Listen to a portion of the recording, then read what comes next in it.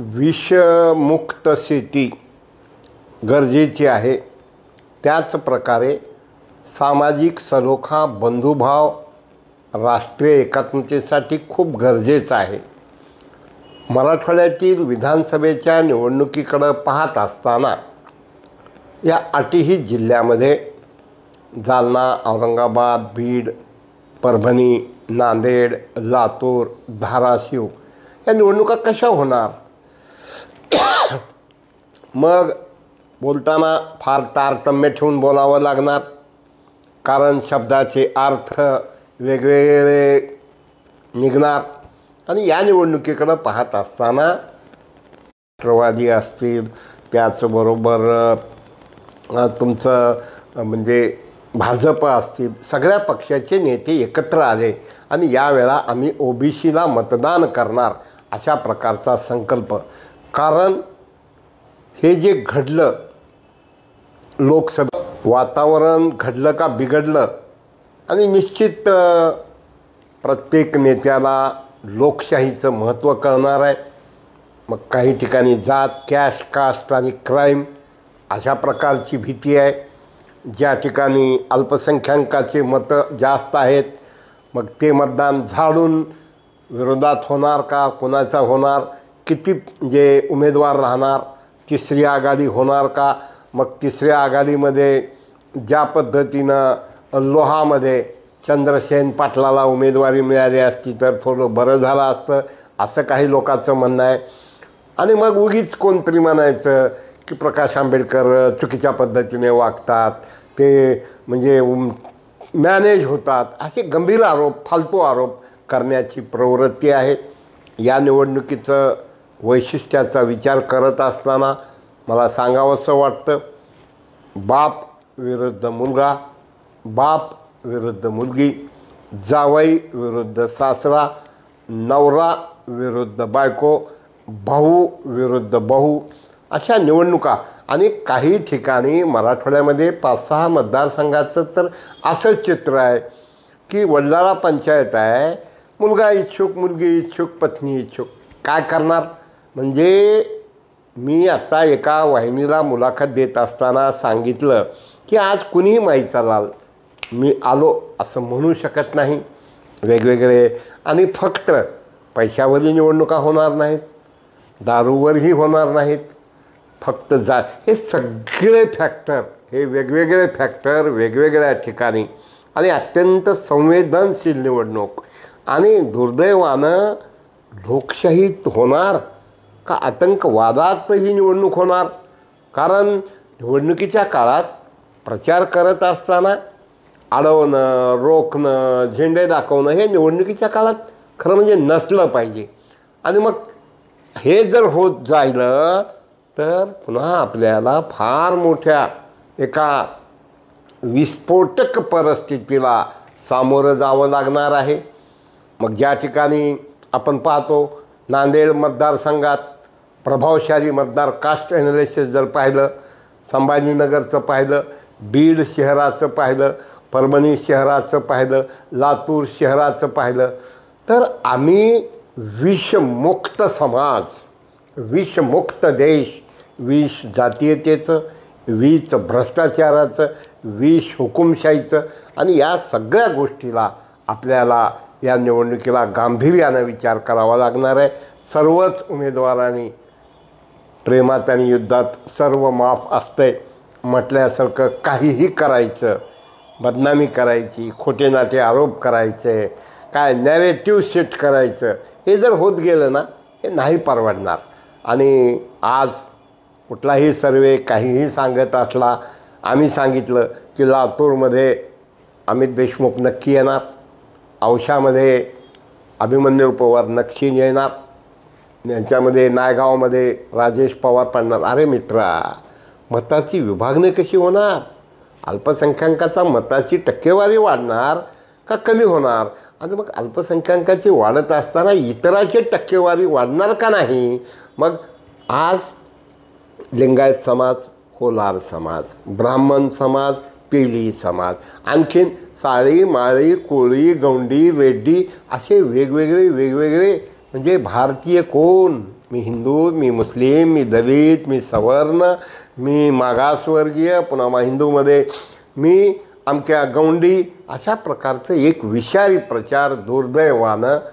म्हणजे काहीजण म्हणतात की संविधानानं अधिकार दिलेला आहे. संविधानानं अधिकार दिला म्हणजे पती विरुद्ध पत्नी, याला काय म्हणजे पती म्हणतोय, त्यांना काय कळतंय, पत्नी म्हणते, त्यांच्या काय लक्षात राहते. एकंदरीत ही निवडणूक ही अत्यंत गांभीर्यानं होणार. सहानुभूतीची का भीतीची निवडणूक ही अशा प्रकारचं आहे.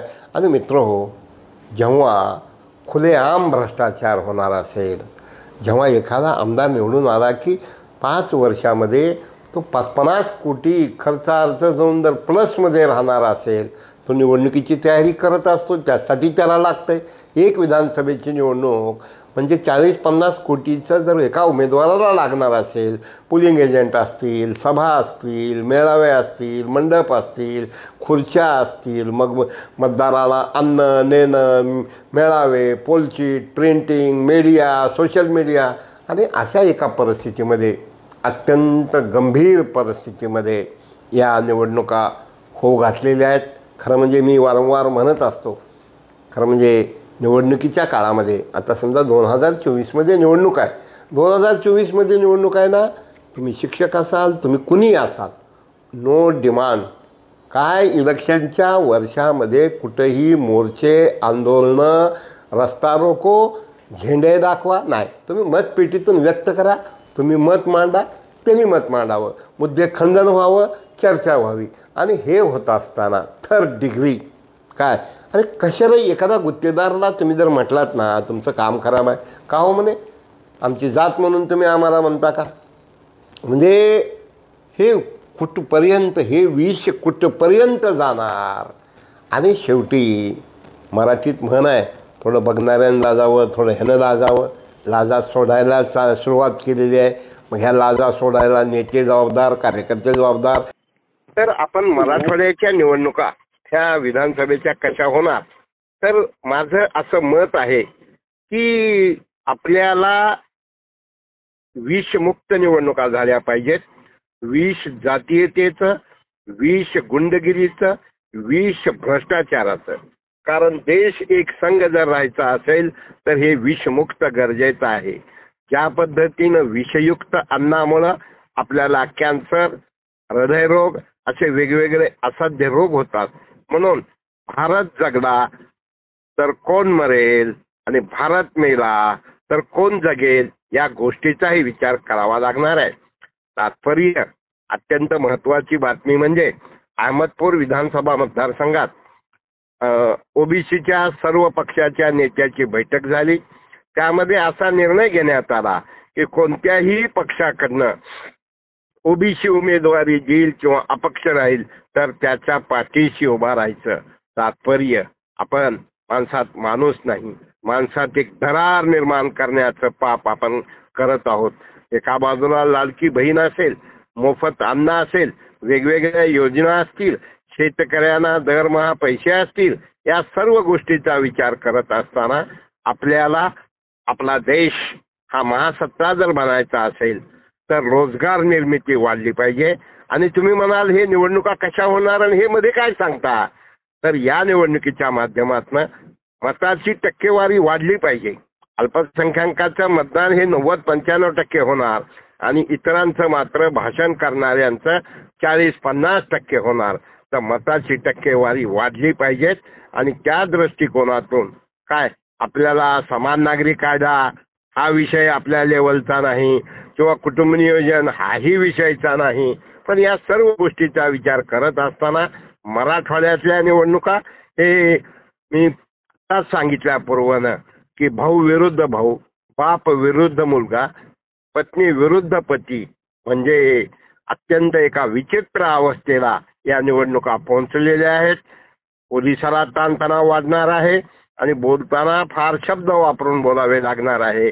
कारण सोशल मीडियामध्ये पुढचा शब्द, मागचा वाक्य, पुढचं वाक्य सोडून मधलंच काहीतरी अर्धवट वाक्य वापरलं जातं. मित्र हो, या निवडणुका होत राहतात, जात राहतात. काही काळासाठी विषानं आपल्याला माणसं मारता येतील, पण माणसं जगली पाहिजेत, माणसं आनंदी राहिली पाहिजेत, माणसं हसत राहिली पाहिजेत. हसणं म्हणजे कुत्सित हसणं नाही. प्यार बांटते चलो क्या, किंवा ज्योत से ज्योत जगाते चलो, प्रेम की गंगा बहाते चलो. प्रेम म्हणजे नॉट ओनली सेक्स.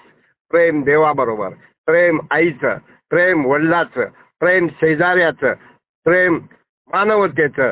तर हे जर योग्य वाटत असेल तर मराठवाडा नेता यूट्यूब सबस्क्राईब करा, शेअर करा, लाईक करा. धन्यवाद.